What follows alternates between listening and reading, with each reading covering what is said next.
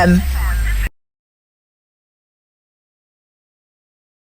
So, welcome back to another podcast episode of Spirited Life, and I'm here by Dani. Welcome on, Dani. Hello.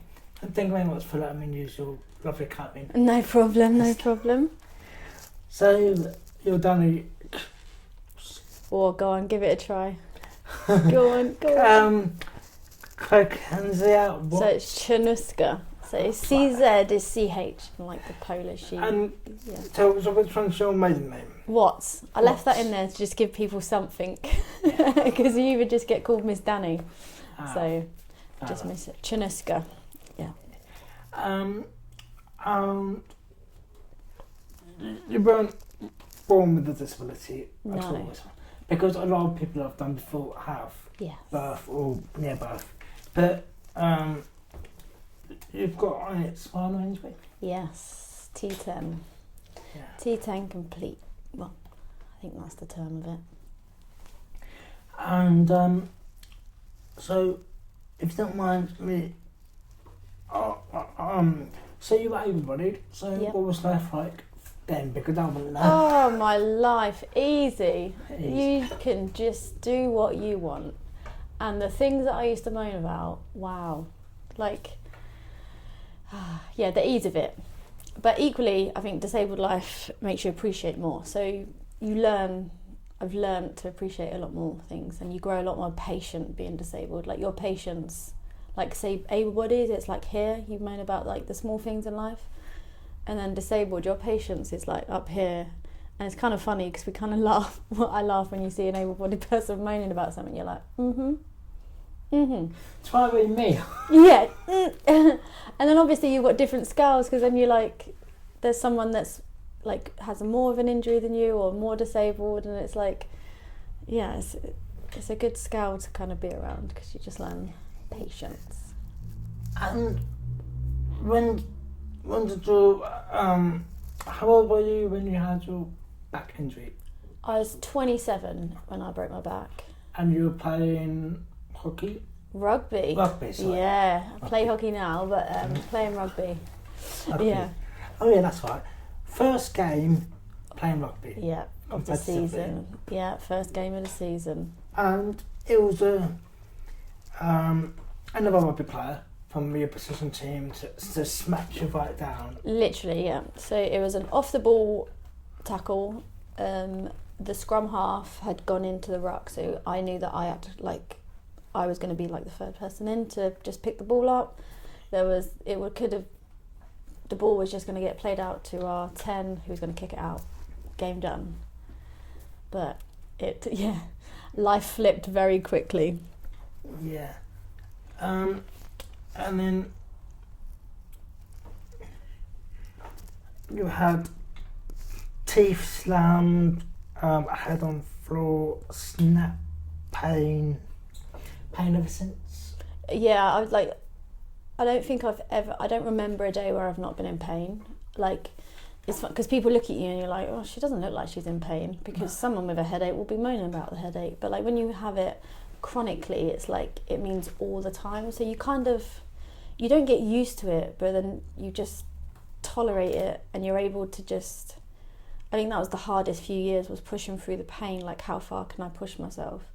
And then like now again, I'm like, how far can I push this pain? Like, how far can I push myself? So are you in pain now still? Yeah, like I would say I'm a 7 out of 10, and people would think, well, she don't look like, again, like it doesn't look like it. But yeah, like I've just trained, had physio, so like my body's kind of now starting to settle it and feel into it. It's kind of like, oof, okay. Is it your back that's the most pain? Yeah, it's my legs and my feet, which surprises people because they assume that when you're paralysed you just can't feel anything below your waist, but that's very untrue. And as an able-bodied person, that's what I thought being paralysed was. You just can't move your legs.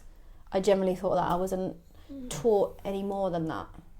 So it was a kind of a shock that when you ask, oh, am I going to walk? And then they start talking about catheters and bowel regimes, and you're like, what? What's that? So I think that was the biggest like shock of it all. And before you had your injury, you had children. Yes, 2 children. Oh, 2 children. And I Yes. had one since. Yes, and had one since. Yeah. Yeah, I kind of, again, wanted to push and see if I could do it because, you know, we didn't know if we could or couldn't. And we could. And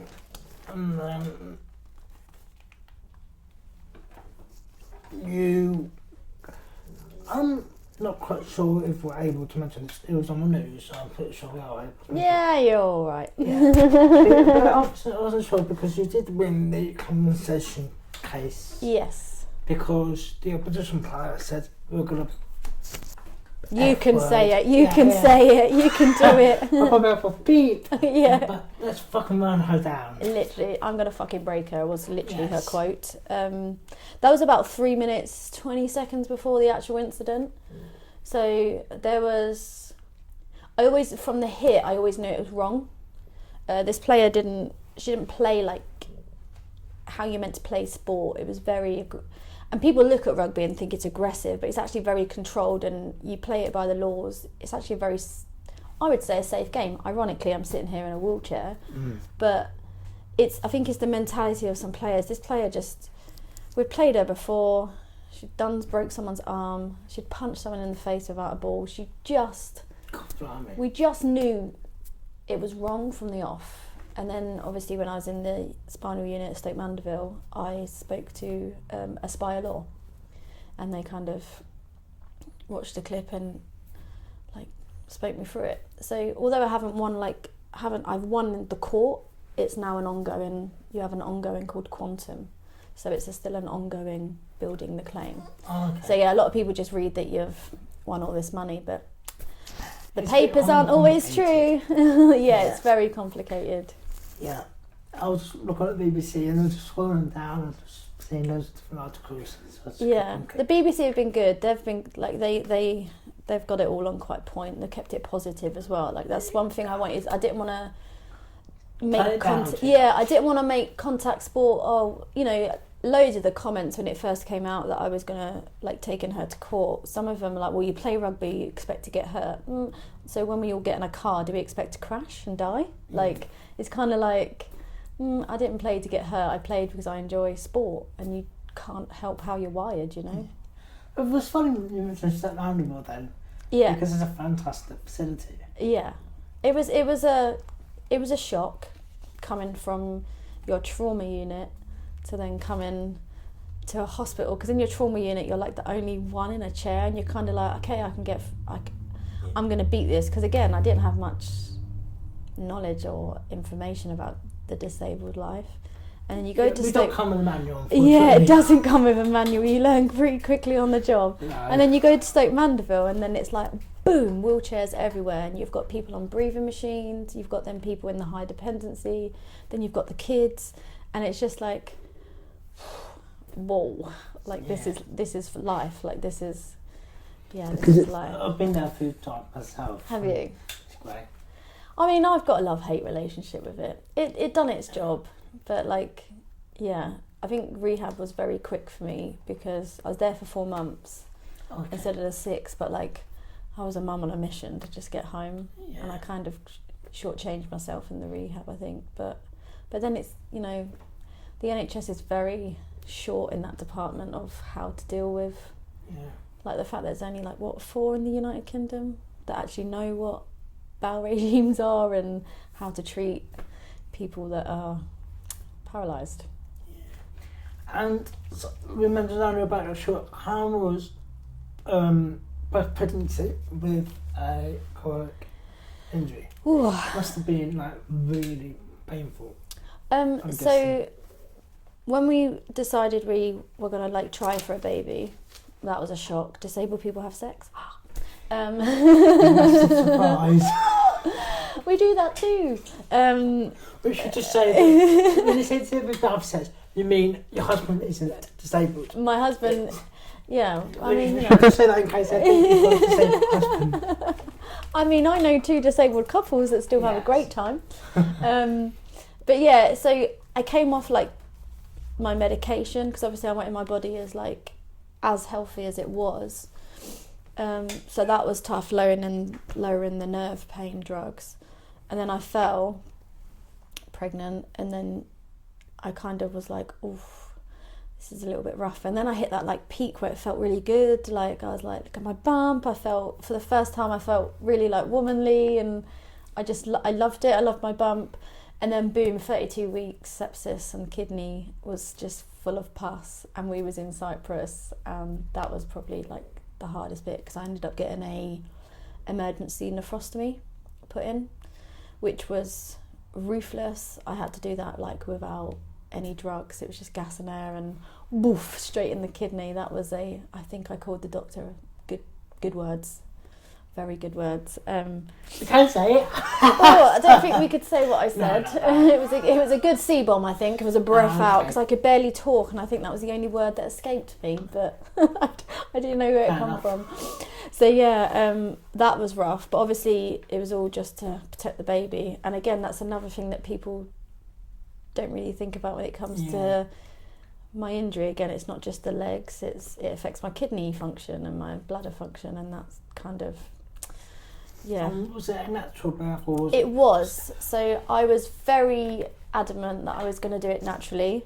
Okay. And to my shock, I felt everything. Like what my body did, I was, honestly, it was such an amazing birth. Like I really loved it. I didn't want a C-section because I wanted to go to my competition 7 weeks later. So I wanted to avoid my, because obviously your trunk is your like main stability, isn't it? So I didn't want to be cut. And then they were talking about, I wouldn't know, but they wanted to talk about like hoisting, and I felt like I don't want to have a newborn baby and then rely on people to like lift her. So I really wanted to get the natural birth in. But yeah, they did prepare me. They was amazing. I think this was probably the only time I really felt like medical people really listened, and I like the Royal Berks, like midwifery bit, were like on point. My midwife was amazing. I still speak to her now. Like it was incredible. Good experience. And then, so when you were out of a spinal injury and you came back home and everything, how did you get into power ice hockey? So I think my husband showed me on YouTube when I was still in John Radcliffe, and I was like, that looks good. And I was kind of like, if I'm going to be like this for life, you need to find a sport. But I did try other wheelchair sports first, and I just didn't like it. So I tried wheelchair basketball, and like you get there, and the first thing is like, I think she said, "How old are you?" And I was like 30. Oh, you're too old to get in the GB team. And I was like, I just want to kind of play. I just want to find a team sport, because like you're wired.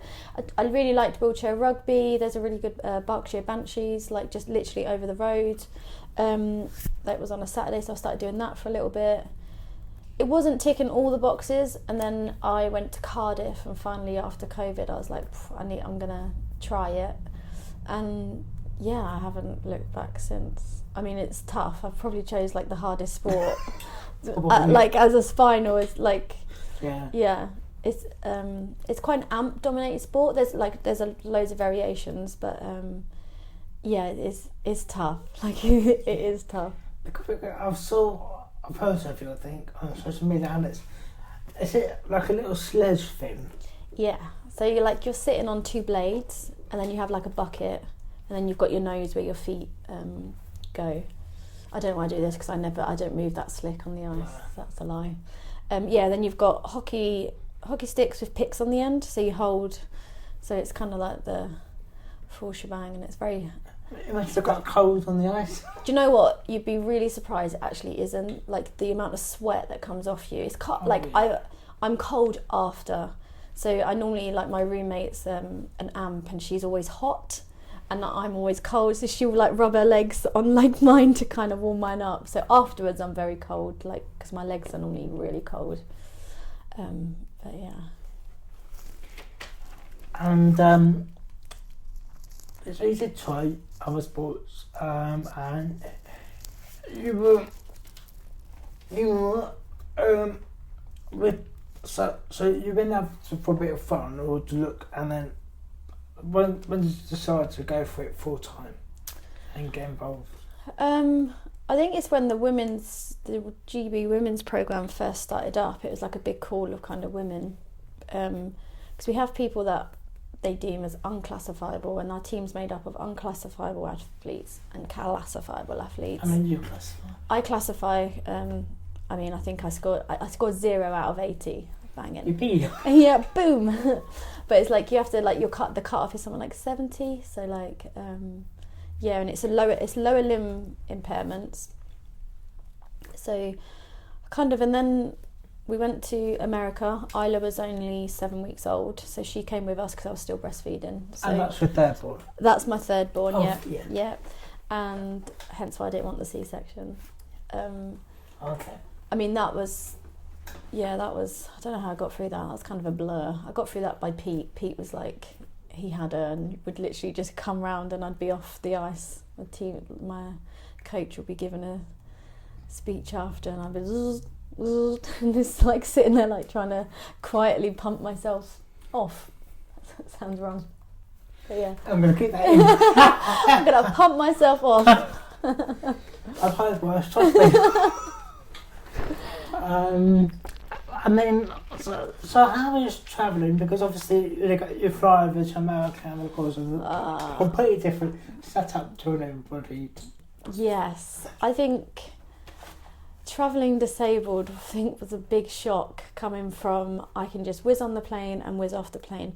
Also, it's like your emergency, like I've pooed myself or wet myself on a plane bag. Like you learn that quick. Like you basically need a full-on changing bag. And then you need to have, if my luggage gets lost, this is my medication I'm going to need. This is my week's worth of catheters. Like, it is like a A lot more preparation beforehand. It's all about preparing, isn't it? It's all about just researching. And like, I mean, I'm lucky because I can fly like laying down now, and that's a massive help. And I just think like, if only that they offered that out as like a discounted price to just stick someone, because it just relieves your pressure as well. Like you don't have to worry about pressure sores and all of that stuff. But travelling is tough. Yeah. It normally kills me. Always get a UTI after being on a plane. Yeah. If you ever go on a holiday, I'll just take a cruise.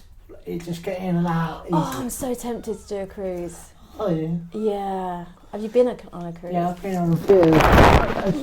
It's so nice. I want to do the Disney cruise because I couldn't imagine anything worse than going around Disneyland. Yeah. But I feel like I could brave a Disney cruise because then the kids, the older two, can just go and explore. And then like I feel like a cruise was like the next shout. Oh yeah. Oh, you'll have to give me some tips. Oh, definitely. And when you did play ice hockey, obviously you're still doing that now, but you do worry of injuring yourself while playing and suffering flashbacks. Yeah. So every time you get on the ice. Yeah, do you know what it is? It's the night before a game. Okay. And it's like the morning of, like I'm sick. And okay, you get pre-match nerves, but this is like this. When I didn't know that I had this until I was in America on the first competition, and we was kind of getting ready. And I remember, I think I was taping, and it just reminded me. I was like, oh, this is like the changing room. And then the noise kind of turned to like the pitch noise, and it kind of, I was like, I just looked panicked, and it was only back into that. Yeah, it was really odd to explain it. And then I was like, I could smell grass, and I was like, and I kind of felt, and I was really trying to like hide it and play it off, and then the breath was catching me. But luckily there's one of the teammates is like I think she's a therapist, so I think she was like side-eyeing me, and she kind of took me out, and she just filled a sink up and shoved my head in a sink and then to gasp with like cold water. That came out of nowhere. Like I only knew that was going to happen before a game, because I think it's, what if someone did play like that again? Like, am I selfish for like continuing to play sport? Like, what if I break my neck? Like when you say what's the worst that can happen, your neck, or your head, like, you know. But then everything's at risk, and we all need to learn like what's in my control, not out of my control. So I'm working on that. I've just started seeing a neuropsychologist that's going to go into like the PTSD of the injury. Yeah. So it's just scratching the surface on that. But I've got like smelling salts, and I've got things I put in my locker space to kind of like ground me, and I normally just have my headphones on, and normally I'm like watching a video of the kids or just something to just put me back and like I'm safe, I'm good. Yeah, I'm in the now. Yeah, I'm in the now, I'm not here. Like, I mean, touch wood. Touch wood. Yeah. I think this is wood, I don't know, must be somewhere. Yeah. And so how's family life now? I mean, obviously the kids might have been too young to remember you as an able person. They do remember. I do. So it's kind of, it is different because like I fatigue quicker. So like today I've trained, so like a lot of spoons would have gone into that, and then like I'm normally always abed by like 6-7, and that's kind of, I've learnt the hard way instead of like trying to stay up. I'm lucky where I've got like Pete will fill in and do the evening stuff and the early morning stuff. But family life now, like it can be tough. Like I'm not always this chirpy. I can go into like really like low moods. It's kind of like peaks and troughs of dealing with life with a disability, because we live in a world that isn't really designed for us, and pain makes you tired and cranky. Yeah. And I've seen you, especially that you're in the process of, so when your husband's around, obviously it's a lot easier. But when it's without him and you've got the baby, or it's a struggle for you on your own. Yeah, it is, and it's hard to admit that as a mum. But then equally, I need to give myself credit where it's due. Like I do my best in what I can do. Of course. Like she's cheeky. Like there are times where I have to. It got hard when she started to climb and crawl. That was tough because like you didn't just leave her. But like it's kind of odd. Like she only knows me how I am.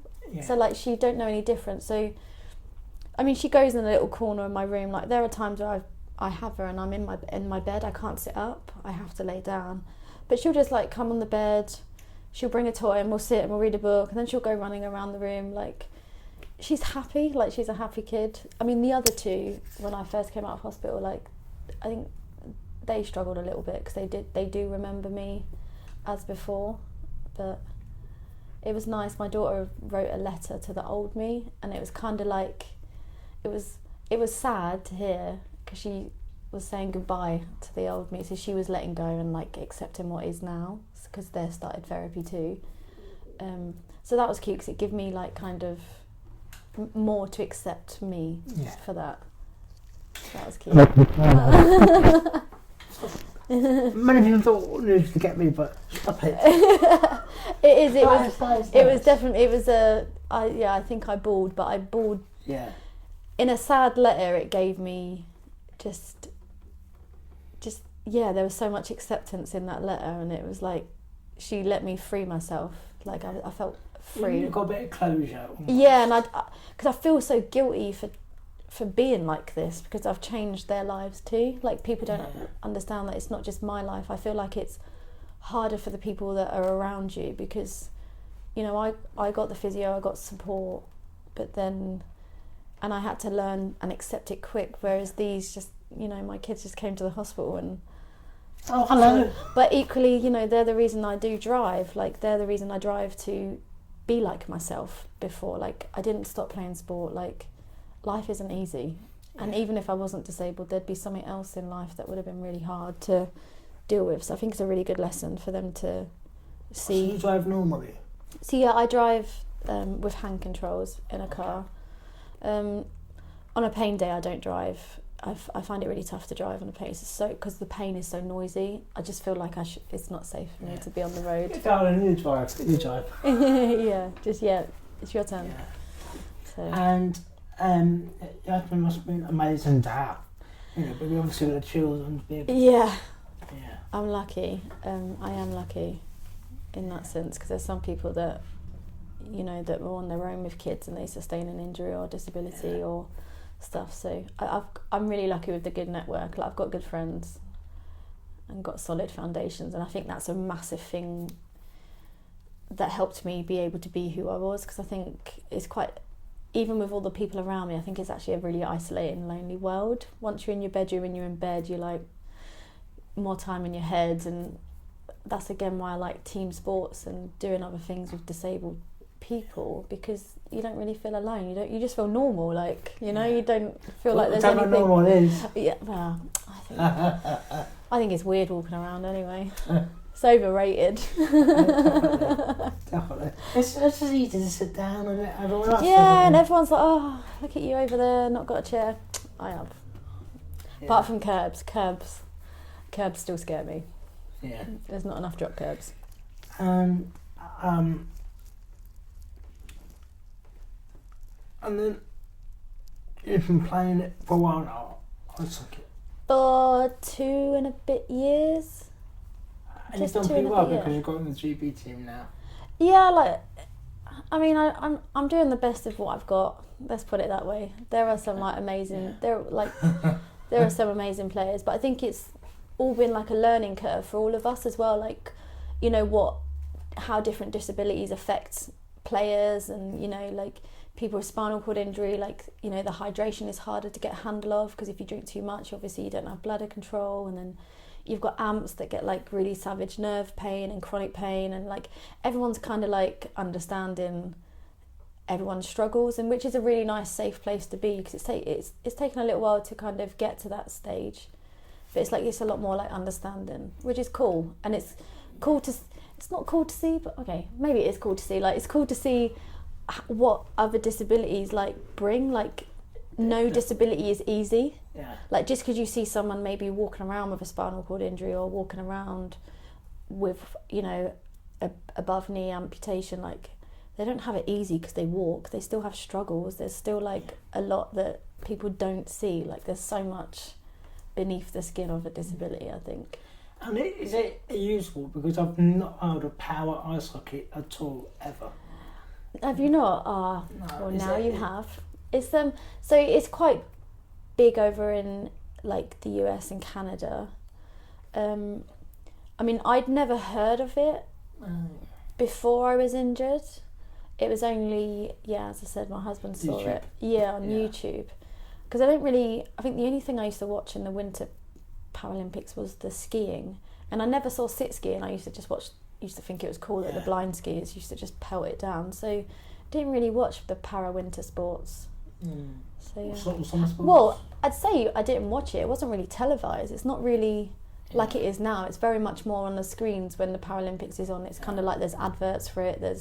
Whereas before, that's only the last. There's also Channel 4 as well. Literally, and now it's kind of like really everywhere when it's on, which is such a difference, which is cool. Cool. And Perth will be amazing this year in the summer. Yes, that's meant to be. They look like they've got a lot of planning in that too. We should rock it. We've got some good athletes going into that. And power ice hockey isn't in the Paralympics yet. No, so it's called an open team, which is the men's team. So there is men's Paralympics in the Winter Games. So they'll be in Milan 2026. But the women are hoping. I keep thinking of the summer one, and that's it. Yeah. Of course, there's a winter one. Yeah, so that's 2026, and then so they're hoping to drive the women's only like first sanctioned Paralympic event in 2030. So that's like the big drive at the minute to get, because obviously women are quite, parasport is already like lower league in like stuff, but then women's parasport, there's not many like women's para people that play. It's like the football. So it's kind of like, but again, like now it's starting to be recognised that like, you know, we deserve our own event, because, you know, men are stronger than girls. We like, it's a fact, but emotionally we're stronger. But like, so our big drive is to get it to the 2030 games. If I'll be a part of that, I don't know. That's 7 years away. That's a lot on the body. I don't reckon I've wanted to do that time. But I mean, I'll be a great cheerleader. I'll bring some pom-poms for the girls if I don't make it to that. But like, you know, it wasn't ever a dream of mine, but like now I'm involved, it would be something to be like really cool to be a part of. That seeing the growth from having, because at the minute there's only 3 sanctioned women's team, and that's Canada, USA, Great Britain, and we're hoping to get other people in Europe and like in the Asian area, like. So hopefully the teams are starting to grow, and then we can have a World Championships in 2025, and then the bids go in to get to the 2030 Games. It's a long-winded process. I didn't realise how much effort goes into and all like the tick boxes you need to do to get stuff into the Olympics. And what's something else I went in?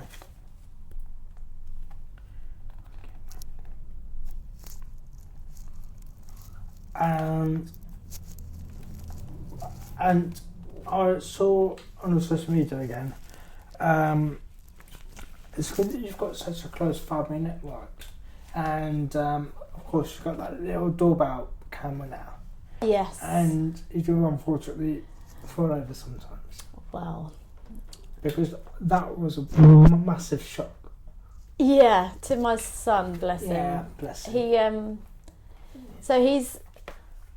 He's been traumatised a few times on the fast road just at the back of our house. He's the second born, isn't he? Yeah. He's the mama's boy.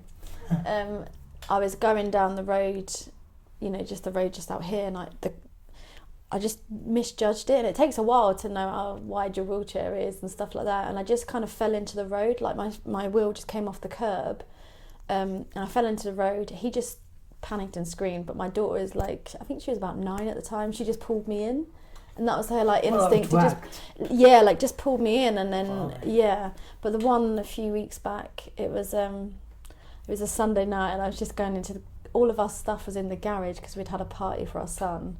So I was just going to get the washing area. I was just trying to do my one helpful bit before going up to bed.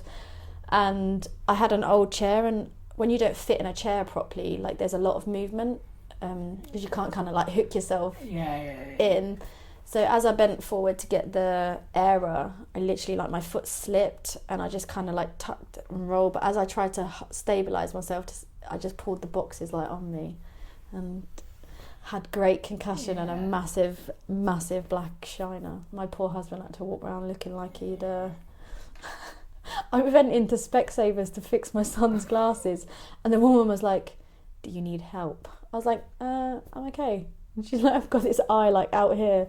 I was thinking, why is she asking me if I need this much help? And she was like, generally, which was good, because obviously if there was something wrong, I could have had someone to tell. So many dark humour jokes they just come forward, and I was like, nope, contain yourself. I'm okay, thank you. There's so much more you want to do.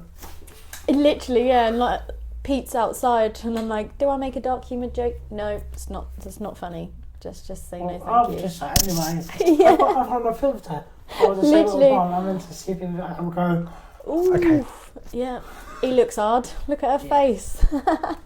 But yeah, it was. I think the scary bit was how quick I was sick though. Like I did really hit my head, and obviously I didn't know if I would make this roster for this tournament because I didn't know if concussion was going to last. But luckily it was 4 weeks and I felt fine. It's a few days. You were just talking now. I just thought you wanted to get to a tournament after your third ball. Yeah. Did you go to that one? Go to there. So it was the first Women's World Challenge. Yeah. And I don't know, people had concerns, and I was like, I'll be fine. I'll do it. It'll be okay. Yeah. I mean, I wet myself a lot. Let's put it that way. So you got rid of the baby weight. I don't think. I don't think I was prepared to wean myself that much. Because obviously having kids makes that worse anyway, and then with a spinal cord injury, it's like, oh. But yeah, that is honestly the biggest reason why I didn't want to be cut. Because this is like my legs, like my trunk, and I couldn't imagine if they cut and something went wrong or I lost a bit of ab function. Like that's a lot. So there's a lot of cons compared to pros. My mum had a C-section when she had me and my brother. Oh, okay. So. Yeah, I mean, for me, I think maybe if it was my first, they might have pushed a bit more to have. Yeah. But they were just twice before. It's a walk in the park. It's fine. Yeah. But it was what was really cool is they listened and they they prepared for the worst without making it a panic. They always knew that I wanted to be awake, so they put an epidural in, and they just left the cannula in. So if I did need a spinal block to have the C-section, they could have just whipped me to the theatre instead of like knocking me out. So it was really cool that they put that in actually, because that frightened me a little bit. Because I was personally surprised that they said, "Oh, I'll come to show a few weeks now." Because to a lot of you mums or first mums, they tend to just relax for a while, or get the baby base off, and then go on. Yeah. No, I don't think I ever did that after having a baby. No, I remember having my son when I was able-bodied, and I opened the playgroup like 3 hours later. Yeah, he was whipped out at 3:30. I think my labour was like an hour. It was really quick for Freddie. Yeah, I'm just quite curious because obviously I'm not a woman, so I don't know these things. So yeah, I don't think I've ever kind of relaxed after having a baby. I've always been. Yeah. Right, let's go on, Yeah, literally. I don't know. Can you tell me off now? Yes. So I literally just had to wait till I was over 6 weeks when you get your check, but it was fine. Like, I mean, I don't think they knew what kind of. When I went and had my 6 week check, they were just like, "What do I test?" Because your abs are less functional anyway. I think they just felt that I'd all kind of gone back together. Yeah, it's fine. Yeah, and you were talking earlier about spinal injured people walking. That when you had your injury, were you thinking I could walk again, or was it just a complete no? I mean, wheelchair came along. So I'm quite stubborn. I generally thought. Yeah, I thought so. I generally thought like, oh, I've got I can do this. Like nothing's kept me down. Like this isn't. And it kind of like when I went to Stoke Mandeville, you kind of see people that are like 9 months in and they're still not.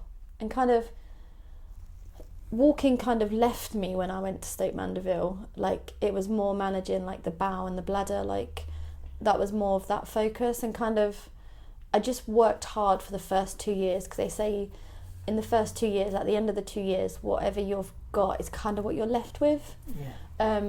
So I kind of just worked hard and accepted what was. I had a really cool physio at John Radcliffe. And I remember the day like it was yesterday, I just said, just tell me, like, what is this? Tell me the truth. And then she was from New Zealand, and she was quite like forefront anyway. And she just said to me, your injury is not, you're not going to walk.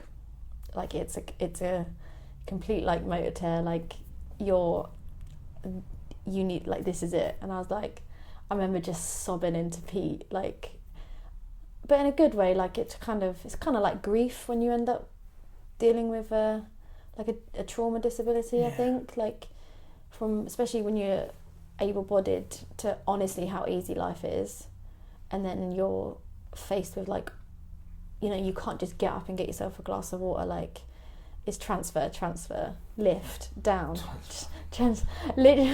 like transfers, the worst T word I know. Like, and they're tough, and like, but equally, how I always saw it, like my nan always said, there's always someone worse than you. And I remember laying in Stoke Mandeville, and I remember seeing these like little calipers, and they honestly were like this big, and then they just got a little bit bigger, and I was like, I've had 27 years of freedom, like what I can't moan, like I just have to. I see. And it was kind of like, okay, this is it. And I remember having another cry, and I was like this is it. The sooner I accept this, the easier it's going to be. Like just to, instead of trying to, you know, like some people still talk about, oh, are you going to walk? You never know technology. And it's like, I would like to be not in pain, to do a wee and to do a poo. Like I used it, like, no, because they're the three things that are really disabling. I think being in a wheelchair,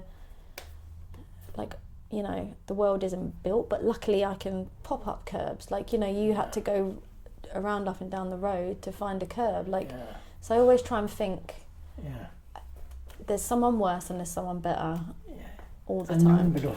And I'm just here in the middle. It's okay. Yeah, and because it was about kind of, I think, because I've seen drop down curbs, and then I've seen the other side no curb. And I'm like, what's the point of that one then? Yeah, and I don't get it. Or they put them drop down curbs that are like this. Yes. And you're like, generally, if I lean back, I am going to be out. Like, and I always think about my friends who are like tetras, like who ain't got that core control. I think if they couldn't go down this, that bugs me. I think the things that I know other people would really struggle with, that gets me more. Like when I know it can like affect other people. Disabled parking. When you hear that person. Quite in there. When you hear that person say, "I'm just going to be 5 minutes." Yeah. Okay. I'll just wait here. Like, yeah, I mean, it's funny, but is it funny? I don't know. I don't know if to laugh or cry. Yeah, again, like, there are moments I just find people who have full like ability, I just think you never have understood, like, I mean, even as an able-bodied person, I don't think I've ever parked in disabled parking, but I had a stepmom with MS, so I understood the importance of disabled parking. I think some people are just born and they just blinkers, just put blinkers on and just don't. It's the ones that just don't give a shit. You're like, yeah. I remember one woman stuck their finger off me, and I was like, wow. Like, I would feel mortified if someone in a wheelchair said, "Oh, put your blue badge up," because that's normally how I start. I say, "Oh, if you got your blue badge, put it up," because they're quite ruthless.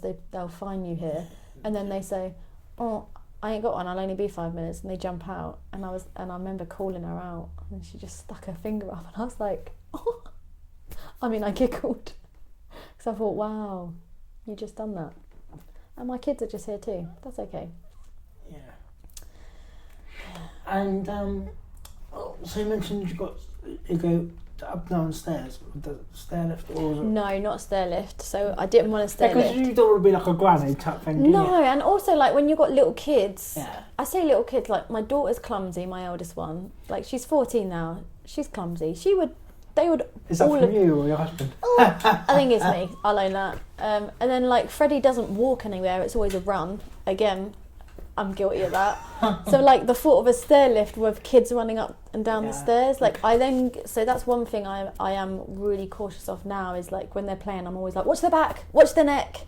Whereas before I wasn't like that. So like they wanted a trampoline. No, there's no trampolines in this house, because I remember in Stoke Mandeville, a lot of the injuries were kids on trampolines. So I'm like, no, you're not horse riding, no. So I'm very cautious on that. So that was, I have a lift, a free floor lift. Oh, okay. It's a really nice one. It's by Stilts, and it's like runs on a battery. Not a battery. It runs on literally a plug, a 3-pin plug. Okay. And it's like really quiet. There's no hydraulics. It's not that bzzz. Yeah, no, it's not that at all. It's like, I mean, it makes a noise when I come out and bash the door. Boom. Yeah. But yeah, that's the only time it's noisy, and I wake the baby up maybe sometimes doing that. Yeah, because I was thinking there'd be some sort of bungalow, because I've got a bungalow at home. Yeah, it's funny, ironic that I'm between two bungalows and I'm the one with the house. Yeah. Yeah. Do you want a spot maybe? So bungalows scare me. Like, how do you sleep with the window open in the summer? No, I get scared. Oh, okay. I'm a bit of a wuss, really. Yeah. Oh. Not as brave as I look. So getting the bungalow after an injury wasn't fault. No, and they're really hard to come by. They're so hard nowadays. Like, people are buying them up really quickly, bungalows. But there wasn't really any bungalows. So ironically, the way we found this house is the bungalow next door was actually for rent, but someone had rented it before us, and then it was like, oh, this is for sale. And then I was really lucky. I got support from the Injured Players Foundation, and someone from the rugby club donated money, and an old client of mine, because I used to be a personal trainer, she donated money, and I was able to buy this house. I know, generally, this is what I'm saying, this injury, as much as it's brought so much hardships and misery and just, what other words could you say about having it? But then it's also, on the flip side, the amount of amazing people that come through for me was damn, that was, a lot of love. Yeah, I felt the love, and it was uncomfortable to receive, but equally, if I was in their position, I would like do the same, you know, like wouldn't think twice if you could. They just wanted me and the kids to like be all right. So yeah. And what would you like to say to any spinal injury injured people that might be in a similar situation to where you were? Any advice or tips you want to give them? I mean, every injury is different, I think, and I think you learn that quick. Like, I think just give yourself credit for what you can control and what you can do. Like, it's not always dark. I mean, it's not today. It's not today, no. So, like, I think for the rest of your life, it's going to be like, as I said, like peaks and troughs. Just find something that you loved doing before and continue to do that, whatever that is. Like, there are some amazing tetras that paint with their mouth. Like, it's incredible. Like, if you're an artist, still do your art, still do things. If you like travelling, still travel.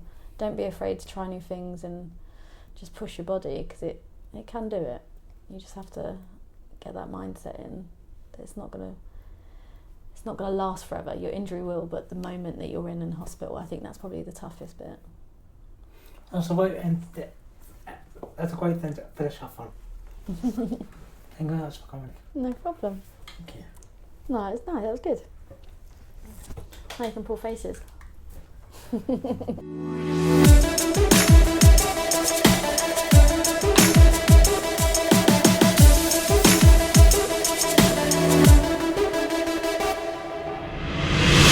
Voice.